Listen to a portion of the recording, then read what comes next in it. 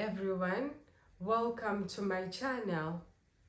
If you're learning English for work, business, or you just want to sound more natural and confident, you are in the right place. Today, I'll teach you 5 most useful idioms that people often use in professional settings like meetings, emails, and conversations at work. These idioms are simple, easy to remember, and perfect for everyday business English. So, let's get started with the first one.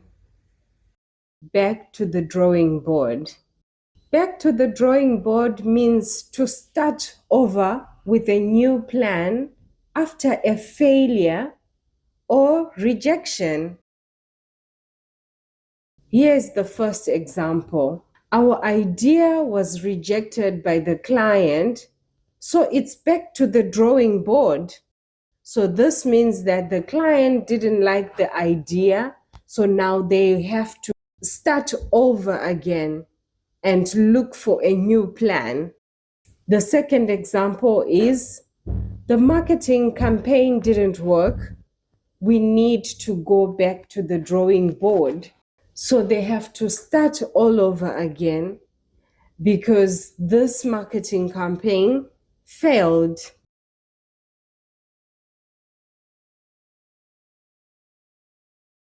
The second idiom is in the long run. This means over a long period of time, eventually. Here's an example. Investing in good training saves money in the long run. Cutting corners may help now, but it will hurt the company in the long run. Let's go to the third idiom, touch base. So to touch base is to make contact or to have a brief meeting to discuss something. Here's an example. Let's touch base next week to finalize the contract. I'll touch base with the team before making a decision. So this means the speaker will have a brief meeting with his team before he makes his decision.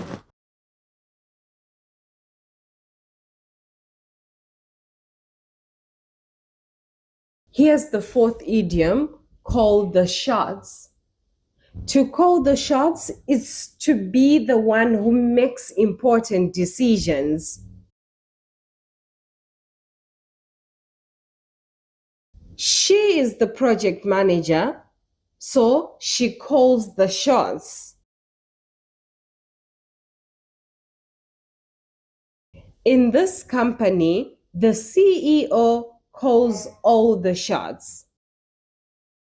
So the CEO makes all the important decisions in the company.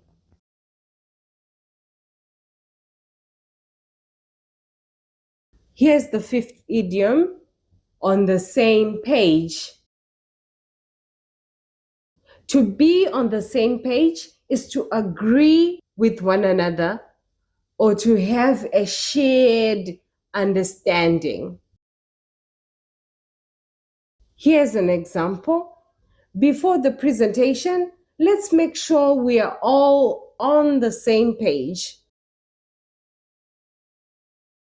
The manager held a meeting to get everyone on the same page.